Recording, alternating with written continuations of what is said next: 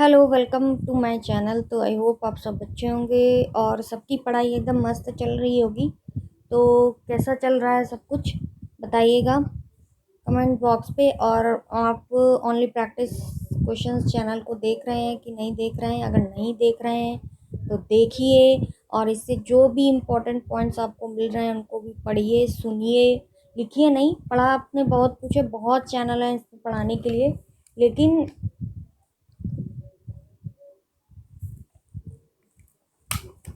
यहाँ पर सिर्फ प्रैक्टिस चलेगी, जो कि बहुत ही स्पीडी वे में होगी, स्लोली नहीं होगी। तो इसमें जो आज हमारा टॉपिक चलेगा वो आपको डिस्प्ले पे दिख रहा होगा। आज का हमारा टॉपिक है, वो है, आज का जो हमारा टॉपिक है वो है आज का टॉपिक है हमारा सुपरफ्लस एक्सप्रेशन। क्या है आज का topic? Superfluous expression and slang. यानी कि जो एरर में सुपरफ्लुअस वर्ड ऐड हो जाते हैं ना, वो वर्ड कौन कौन से हो सकते हैं इसके बारे में बताया गया है। जैसे कभी कभी किसी सेंटेंस में उन वर्ड्स का होना नीडी नहीं होता, बट वो वर्ड्स होते हैं, तो वही चीज़ सुपरफ्लुअस एक्सप्रेशन और स्लैंग है। अब हम देखते हैं कि किस टाइप से एरर में ऐसे वर्ड ऐड हो जाते हैं और कैसे कैसे कैसे एरर में क्वेश्चंस बन सकते हैं। तो इनके बारे में आज देखेंगे। वही अराउंड 36 के अराउंड होंगे ये एरर जो भी बन सकते हैं। इनको पढ़ते हैं और फिर आप इनकी प्रैक्टिस करेंगे, ठीक है? तो चलिए आते हैं इसमें और देखते हैं। पहला कैस पहले आप ये समझते हैं कि सुपरफ्लुअस एक्सप्रेशन जो है, सुपरफ्लुअस एक्सप्रेशन होता क्या है? सुपरफ्लुअस एक्सप्रेशंस होता है किसी शब्द के साथ अनावश्यक शब्दों का प्रयोग कर जो एक्सप्रेशन बनाए जाते हैं, मतलब अनावश्यक वर्ड का यूज़ करके जो एक्सप्रेशन बनाए जाते हैं उन्हें सुपरफ्लुअस एक्सप्रेशन कहते हैं। मतलब उनकी नीड नहीं होती है उन वर्ड्स की, लेकिन ऐड कर दिए जाते हैं। जैसे for a long period of time, इस एक्सप्रेशन में फॉर अ लॉन्ग पीरियड के बाद ऑफ टाइम का प्रयोग अनावश्यक है। फॉर अ लॉन्ग पीरियड एक टाइम ड्यूरेशन को ही डिनोट कर रहा है। कहने का मतलब ये है कि फॉर आर लॉन्ग पीरियड जो है वो किसको डिनोट कर रहा है? टाइम को ही डिनोट कर रहा है। इसलिए यहाँ पर ये ऑफ टाइम जो है वो क्या है? सुपरफ्लुअस है। क्या है? सुपरफ्लुअस है, क्योंकि पीरियड का अर्थ ही होता है, इसमें बताया गया है, अवधि या समय का भाग। तो फॉर अ लॉन्ग पीरियड होगा, for a long period of time नहीं होगा, ठीक है? फॉर अ लॉन्ग पीरियड है, फॉर अ लॉन्ग टाइम का ही प्रयोग। अब स्लैंग क्या होता है? किसी खास वर्ग के लोगों द्वारा प्रयोग में लाए जाने वाले वे शब्द, यानी कि कोई स्पेसिफिक वर्ग है उसके द्वारा प्रयोग में लाए जाने वाले वर्ड या फ्रेजेस या शब्दों के वे अर्थ जिन्हें स्टैंडर्ड इंग्लिश में प्रयोग नहीं किया जाता, वो स्लैंग कहलाते हैं। स्लैंग मीन्स होता है कोई स्पेसिफिक ग्रुप के पर्सन जो प्रयोग में लाते हैं वर्ड, फ्रेजेस फ्रेजेस ऐसे शब्दों और फ्रेजेस जो उनको स्टैंडर्ड इंग्लिश में यूज़ नहीं किया जाता, वो स्लैंग कहलाते हैं। तो समझ में आ गया ना आपको आज का टॉपिक, सुपरफ्लुअस एक्सप्रेशन और स्लैंग, और ये क्या होते हैं ये भी समझ में आ गया है। तो चलिए आगे बढ़ते हैं रूल की तरफ। तो कुछ इंपॉर्टेंट सुपरफ्लुअस एक्सप्रेशन और स्लैंग है, देखते हैं क्या है। जैसे पहला है हमारा, आई होप आपको स्क्रीन में दिख रहा होगा, क्या है हमारा? पहला है कि जैसे मान लीजिए फ्री शिप या लेक्चररशिप का खूब प्रयोग बोलचाल की भाषा में लोग करते हैं, लेकिन फ्री शिप का शुद्ध रूप होता है फ्री स्टूडेंटशिप। लेक्चररशिप का शुद्ध रूप है, समझिए ना, फ्री स्टूडेंटशिप। लेक्चररशिप का शुद्ध रूप क्या है? लेक्चररशिप। लेक्चररशिप का शुद्ध रूप क्या है? लेक्चररशिप, ठीक है?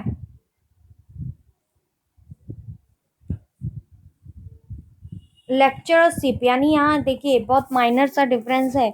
यहाँ पूरा लेक्चररशिप में आर ऐड है, यहाँ LECTURE के बाद आर का प्रयोग नहीं है। लेक्चरशिप होगा यहाँ, मतलब आर ऐड नहीं होगा। क्या होगा यहाँ पर? LECTURESHIP।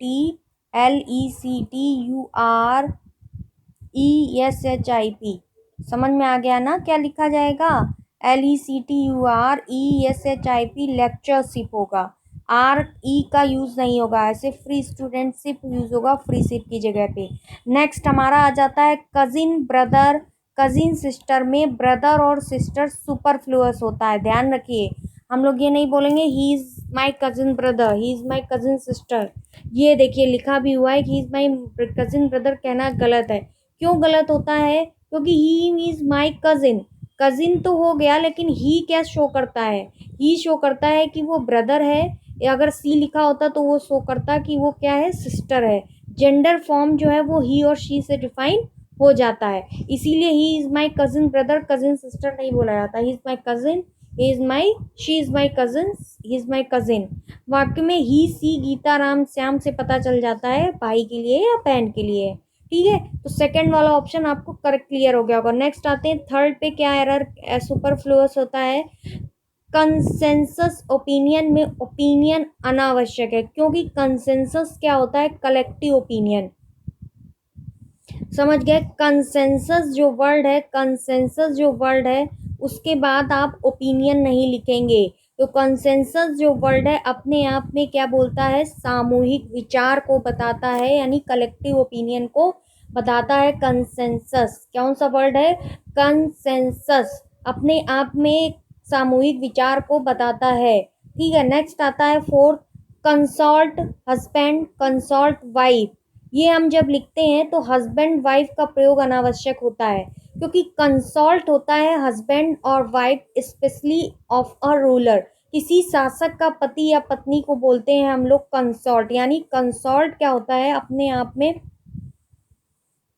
हस्बैंड या वाइफ का जो रोल अदा करने वाला वर्ड हम लोग ऐड करते हैं वो इसी वर्ड से कंप्लीट हो जाता है। इसीलिए कंसॉर्ट हस्बैंड और वाइफ का यूज, कंसॉर्ट वाइफ का यूज नहीं करेंगे, क्योंकि कंसॉर्ट हस्बैंड और वाइफ स्पेशली ऑफर किसी शासक का पति या पत्नी ही कंसॉर्ट होता है।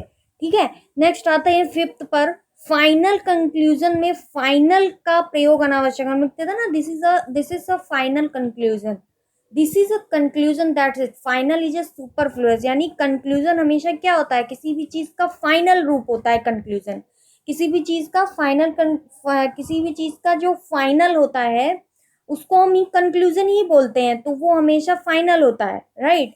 तो फाइनल कंक्लूजन में फाइनल वर्ड सुपरफ्लुअस है, ध्यान रखिए बात। नेक्स्ट है फ्यूनरल सर्विस में सर्विस का प्रयोग अनावश्यक है, क्योंकि फ्यूनरल अपने आप में एक सर्विस है। ठीक है, कभी कभी कोई वर्ड ऐसे होते हैं जो अपने आप में कंप्लीट होते हैं और हम फिर भी उनके आगे एक एक्स्ट्रा वर्ड ऐड कर देते हैं, जबकि वो एक्स्ट्रा वर्ड का अर्थ लिए हुए ही वो वर्ड अपने आप में कंप्लीट होते हैं।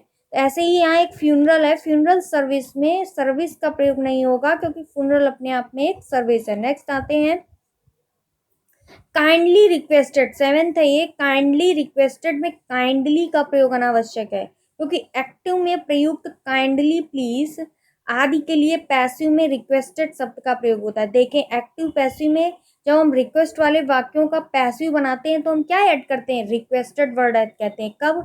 जब या तो काइंडली लिखा हो एक्टिव पैसिव में, एक्टिव वॉइस में, और क्या लिखा हो? एक्टिव लिखा हो, काइंडली लिखा हो और प्लीज लिखा हो। काइंडली लिखा हो और क्या लिखा हो? प्लीज। ठीक है, तो हम क्या करते हैं जब पैसिव स्ट्रक्चर बनाते हैं उसका, तो उसमें क्या करते हैं? उसमें काइंडली का प्रयोग रिक्वेस्टेड के पहले, काइंडली का प्रयोग रिक्वेस्टेड के पहले नहीं होने का दूसरा कारण यह है कि काइंडली एक क्या है? एग्जेक्टिव है। काइंडली क्या है? एक एग्जेक्टिव है, वह एग्जेक्टिव है। वर्ब रिक्वेस्टेड की विशेषता नहीं बता सकता। एडजेक्टिव किसी नाउन या प्रोनाउन की विशेषता ही बता सकता है, वर्ब की विशेषता तो एडजेक्टिव बता नहीं सकता है। तो देखें, a kindly smile, a kindly thought, a kind thought, a kindly manner, a kindly आदि जो वर्ड हैं, आदि वर्ड हैं, तो इसका मतलब ये कहा गया है कि जब एक्टिव में काइंडली वर्ड और प्लीज वर्ड लग जाए तो जब हम पैसिव स्ट्रक्चर बनाएंगे तो उसमें काइंडली और प्लीज वर्ड को यूज नहीं करेंगे। रीजन ये होता है कि काइंडली एक एग्जेक्टिव होता है। रीजन क्या होता है? कि काइंडली एक एग्जेक्टिव होता है, और या जब पैसिव स्ट्रक्चर बनाते हैं तो उसमें वर्ब रिक्वेस्टेड की विशेषता नहीं बता सकते हैं, क्योंकि वर्ब की विशेषता एग्जेक्टिव नहीं बताता। एडजेक्टिव केवल किसकी विशेषता बताता है? नाउन और प्रोनाउन की विशेषता बताता है। आई होप क्लियर हुआ होगा। नेक्स्ट है 8 सेंटेंस। सपोजिंग इफ में इफ का प्रयोग अनावश्यक है। ठीक है, सपोजिंग इफ में इफ का प्रयोग अनावश्यक है। 9th, सपोज इफ के साथ इफ सुपरफ्लुअस है। या सपोज का प्रयोग होगा या इफ का प्रयोग होगा, क्योंकि दोनों के सेंस एक ही जैसे हैं। जैसे देखते हैं, सपोज का प्रयोग होगा या इफ का। जैसे suppose you won the first prize, suppose you won the first prize, what would you do, क्या करोगे? Suppose you won the first prize and what would you do? If you won the first prize, what would you do? If you won the first prize, यानी कि दोनों से ही same same जो अर्थ है, same meaning निकल रहा है suppose और इफ से, इसीलिए दोनों एक साथ नहीं यूज होंगे। सपोज और इफ अपने आप में अब सेम अर्थ रखते हैं, इसलिए अलग अलग यूज होंगे। नेक्स्ट है 10वां, during the period of war, या ड्यूरिंग द पीरियड के बदले ड्यूरिंग द वार का प्रयोग होगा, क्योंकि ड्यूरिंग से क्या होता है, पूरी ही टाइम, पूरी ही अवधि का बोध होता है। तो जब during the period of war नहीं होगा, ड्यूरिंग द वार क्या यूज होगा? ड्यूरिंग द वॉर क्या यूज होगा? ड्यूरिंग द वॉर यूज होगा, ना कि during the period of war. ठीक है, पीरियड ऑफ नहीं लगे, क्योंकि ड्यूरिंग वर्ड जो है वो अपने आप में पूरी अवधि का बोध कर रहा है, ध्यान रखिएगा। तो during the period of war नहीं लिखेंगे, क्या लिखेंगे? During the war.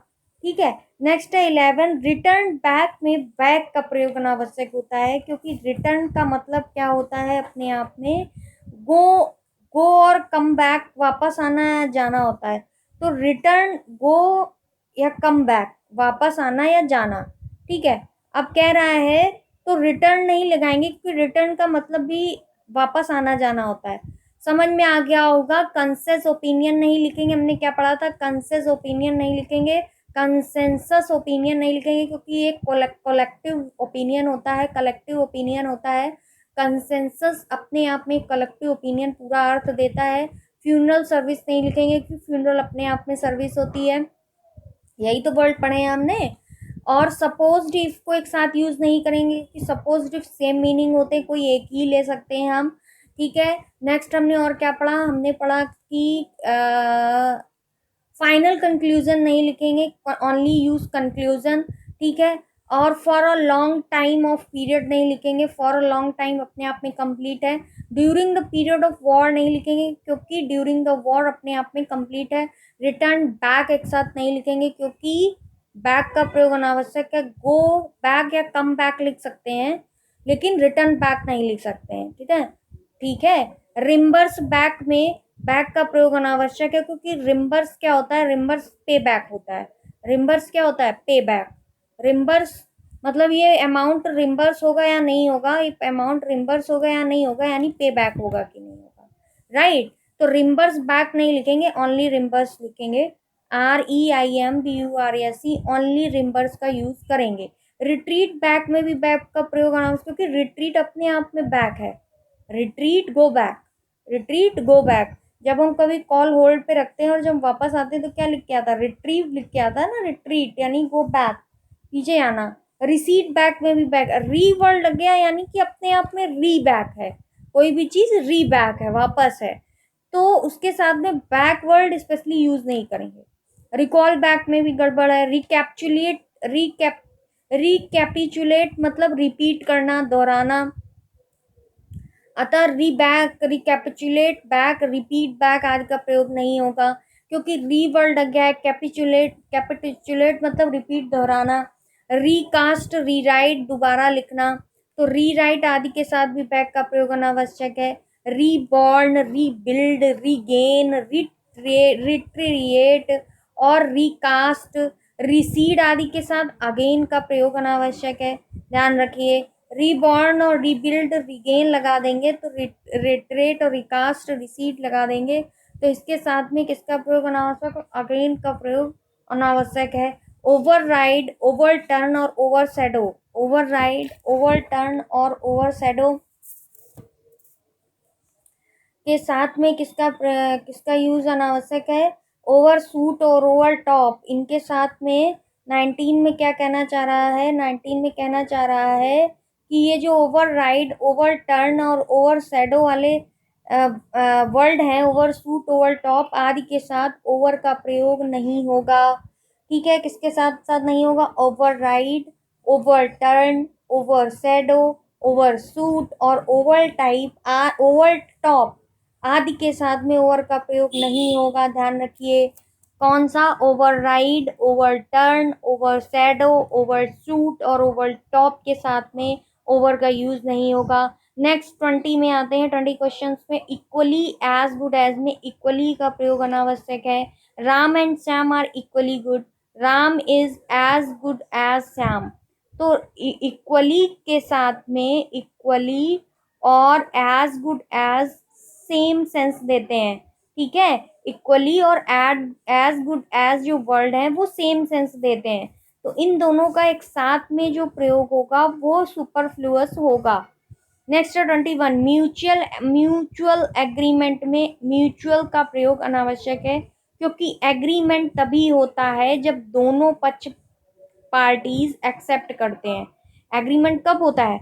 Agreement when two parties are when two parties are available या when two parties are ready to mutuality.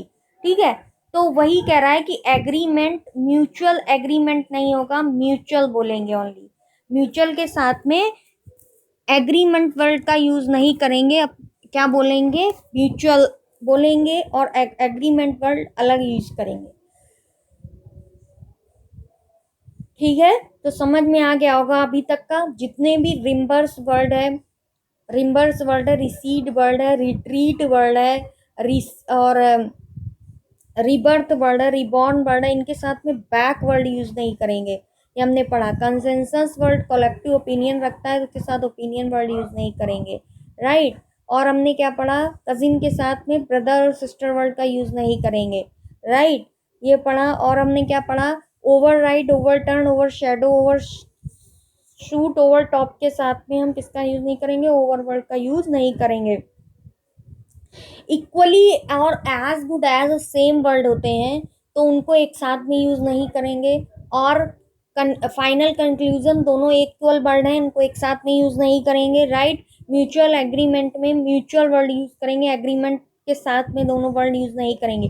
Mutual friend कहना गलत होता है, इसके बदले हम लोग कॉमन फ्रेंड का प्रयोग करते हैं। उसी प्रकार म्यूचुअल इंटरेस्ट ना कहकर हम कॉमन इंटरेस्ट कहते हैं। हम लोग म्यूचुअल इंटरेस्ट नहीं कहते हैं, कॉमन इंटरेस्ट कहते हैं। क्या कहते हैं? कॉमन इंटरेस्ट, म्यूचुअल इंटरेस्ट नहीं कहते हैं। ऐसे ही म्यूचुअल फ्रेंड कहना गलत होता है।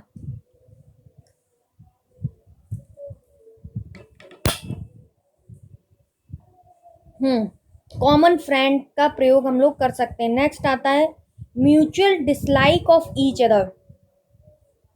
क्या है? Mutual dislike of each other में ऑफ ईच अदर का प्रयोग अनावश्यक है। Mutual dislike of each other में ऑफ ईच अदर का प्रयोग अनावश्यक है। ठीक है, म्यूचुअल डिसलाइक ही बोलेंगे, ऑफ ईच अदर नहीं बोलेंगे। ये आता अवेट, अवेट के साथ में, अवेट के साथ में फॉर का यूज नहीं करेंगे। अवेट के साथ में फॉर का यूज नहीं करेंगे, क्योंकि अवेट का मतलब ही होता है वेट फॉर। अवेट का मतलब ही होता है वेट फॉर। कंप्राइज का मतलब होता है कंसिस्ट ऑफ। ध्यान रखिए, कंसिस्ट ऑफ मतलब सम्मिलित करना। क्या करना? सम्मिलित करना। तो हम बोलते हैं कंसिस्ट ऑफ, कंप्राइज ऑफ नहीं बोल सकते हैं। ध्यान रखिएगा, कंप्राइज ऑफ गलत हो जाएगा, कंसिस्ट ऑफ करेक्ट होगा।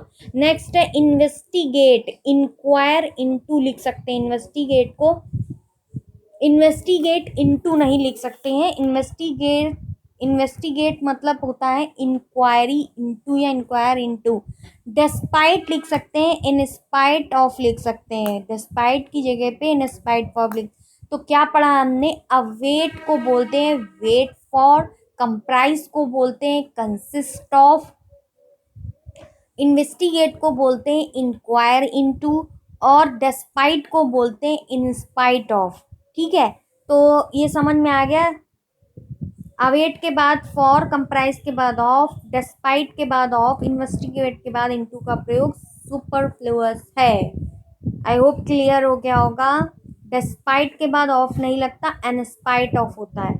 नेक्स्ट आता है टू ट्विंस में टू डिवाइड इंटू 4 क्वार्टर्स में क्वार्टर्स आदि का प्रयोग अनावश्यक है। मतलब कि टू डिवाइड इंटू 4 क्वार्टर्स में क्वार्टर्स का आदि का प्रयोग अनावश्यक है। नेक्स्ट है 26, रीजन बिकॉज का प्रयोग एक साथ नहीं होता है। रीजन और बिकॉज का यूज एक साथ नहीं होता है, ध्यान रखिए। ठीक है, और बिकॉज किस तरीके का कंजंक्शन है, सबऑर्डिनेट कंजंक्शन है। इफ किस तरीके का कंजंक्शन है, और दैट सबऑर्डिनेट कंजंक्शन होता है। ये हमने कल कंजंक्शन चैप्टर में पढ़ा है। रीजन बिकॉज का प्रयोग एक साथ नहीं होता है। रीजन वाई का प्रयोग हो सकता है, रीजन दैट का हो सकता है, बट रीजन बिकॉज का यूज नहीं हो सकता है, ध्यान रखिए।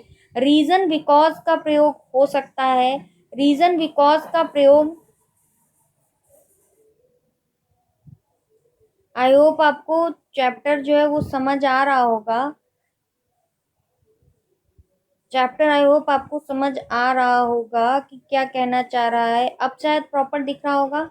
लाइट्स थोड़ी सी मैंने इसकी बढ़ाई है, इंक्रीज की है, तो बताइएगा कैसा दिख रहा आपको।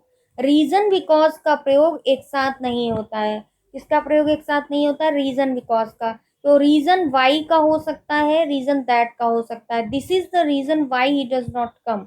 तो रीजन वाई और रीजन दैट का यूज हो सकता है, रीजन बिकॉज का यूज सुपरफ्लुअस है। ठीक है, क्या है, रीजन बिकॉज का यूज नहीं हो सकता, रीजन वाई का यूज हो सकता है, रीजन दैट का यूज हो सकता है। Next 27, until unless forbid prohibit prevent dispute deny request और रिफ्यूज और टेस्ट में नॉट का अर्थ निहित होता है, इनके साथ नॉट का प्रयोग नहीं होता। Until unless forbid, until unless forbid prohibit prevent, ये सारे के साथ में नॉट वर्ड ऑलरेडी अटैच होता है। रिफ्यूज, डिनाई, या ये समझिए कि ऑलरेडी नेगेटिव वर्ड होते हैं, इनके साथ में ही फॉरबिड में नॉट का यूज गलत है, टू गो आउट अनावश्यक है। तो ध्यान रखिए, until unless forbid prohibited prevent deny refuse word already अपने आप में नेगेटिव वर्ड होते हैं, इनके साथ में नॉट वर्ड का यूज नहीं होता है। नेक्स्ट आता है कावर्ड मैन में मैन का प्रयोग गलत है, क्योंकि कावर्ड खुद एक नाउन है और इसका अर्थ ही कायर होता है, कायर आदमी। ये अ कावर्डली मैन, क्योंकि कावर्ड एक एग्जेक्टिव है। अकावर्ड, कावर्ड बोलेंगे, ठीक है, कावर्ड मैन नहीं बोलेंगे। कावर्ड अपने आप में मैन को ऑलरेडी ऐड करता है। फ्ली का मतलब होता है रन अवे, भाग जाना। फ्ली का मतलब क्या होता है, रन अवे। फ्ली का मतलब क्या होता है, रन अवे। ध्यान रखिए, फ्ली का मतलब होता है रन अवे, भाग जाना। तब फ्ली अवे कहना गलत है। ये जो हम लोग वर्ड लिखते हैं ना, रन अवे, रन अवे का एक वर्ड है फ्ली। जैसे हमने अभी पढ़ा कि कंसिस्ट ऑफ को कंप्राइज लिख सकते हैं, और क्या पढ़ा, इन स्पाइट ऑफ को डिस्पाइट लिख सकते हैं, और हमने क्या पढ़ा था, और हमने पढ़ा था अवेट को वेट फॉर लिख सकते हैं। वैसे ही यहाँ पर क्या कह रहा है कि रन अवे को फ्ली लिख सकते हैं, भाग जाना। फ्ली, फ्ली अपने आप में रन अवे को कंप्लीट करता है। कौन सा वर्ड, फ्ली, दो double E, flea. Flea word का मतलब है रन अवे, फ्ली वर्ड का मतलब है रन अवे, और कावर्ड वर्ड के साथ मैन का यूज नहीं होगा। नेक्स्ट आते हैं 30 में, relative pronoun who which that के पहले एंड का प्रयोग अनावश्यक होता है। जैसे he is a Raman and who is my friend, तो एंड का प्रयोग जो रिलेटिव प्रोनाउंस होती हैं, हु विच और दैट, उनके पहले एंड का प्रयोग अनावश्यक होता है। उनको पहले किसका प्रयोग अनावश्यक होता है, एंड का प्रयोग अनावश्यक होता है। रिलेटिव प्रोनाउन हु विच और दैट जब लग जाए तो उसके पहले एंड कंजंक्शन का यूज अनावश्यक होता है। और एंड किस टाइप का कंजंक्शन है, कोऑर्डिनेट कंजंक्शन है। ठीक है, हु के पहले एंड का प्रयोग अनावश्यक है, हमने बता दिया। नेक्स्ट है 31 हमारा कह रहा है relative pronoun who which that के बाद इनके लिए प्रयुक्त जो एंटीसीडेंट के लिए किसी personal pronoun he she it them का प्रयोग अनावश्यक माना जाता है। यानी this is the book which I bought it for you, तो ये अनावश्यक है। यानी कि कोई रिलेटिव प्रोनाउन हु, विच और दैट के बाद इनके लिए प्रयुक्त जो एंटीसीडेंट के लिए किसी personal pronoun he, she, it, them का प्रयोग अनावश्यक माना जाता है। ठीक है, एंटीसीडेंट के रूप में आप इनका यूज नहीं कर सकते हैं। तो 31 के बाद आ जाता है हमारा 32, और 32 के जो हमने अभी सेंटेंस पीछे रिलेटिव प्रोनाउन वाला पढ़ा उसमें बॉट के बाद इट का प्रयोग हुआ था, वो सुपरफ्लुअस था। नेक्स्ट 32 में और क्या कह रहा है कि रिलेटिव प्रोनाउन के पहले तथा वाक्य के अंत में अर्थात दोनों जगहों पर एक साथ प्रीपोजिशन का प्रयोग नहीं होना चाहिए। जैसे सेंटेंस में देखते हैं, this is the man to whom I was walking to, यानी कि सेंटेंस के एंड में और सेंटेंस के मिड में रिलेटिव प्रोनाउन अगर है उससे पहले, रिलेटिव प्रोनाउन से पहले और वाक्य के अंत में प्रीपोजिशन का प्रयोग नहीं होता है। अभी हमने एक क्या पढ़ा था कि हु, विच और दैट, ये जब रिलेटिव प्रोनाउन आ जाते हैं तो उनके एंटीसीडेंट के रूप में ही, सी, इट, देम का प्रयोग नहीं होता है। और नेक्स्ट हम पढ़ रहे हैं कि जो रिलेटिव प्रोनाउन है हु, विच और दैट, उनसे पहले सेंटेंस में उनसे पहले प्रीपोजिशन और लास्ट में प्रीपोजिशन का यूज नहीं होता। सडनली, कम अक्रॉस में सडनली का यूज सुपरफ्लुअस है। कम अक्रॉस का मतलब ही होता है मीट सडनली। कम अक्रॉस का मतलब क्या होता है? Meet suddenly. कम अक्रॉस का मतलब क्या होता है? Met suddenly. ठीक है, कम अक्रॉस मतलब met suddenly. With bag and baggage में विद का प्रयोग अनावश्यक है, क्योंकि bag and baggage with all belonging, सभी चीजों के साथ, बोरिया बिस्तर के साथ, ऑलरेडी विद अपने आप में लिए ही होता है। नेक्स्ट आता है 35, अ फैमिली मेंबर के बदले a member of my family use होगा। ऑल माई फैमिली मेंबर्स के बदले क्या यूज होगा? All members of my family. ठीक है, माई फैमिली मेंबर के बदले क्या यूज होगा? A member of my family. और ऑल फैमिली मेंबर्स के बदले क्या? ऑल माई फैमिली मेंबर्स के बदले क्या हो यूज होगा?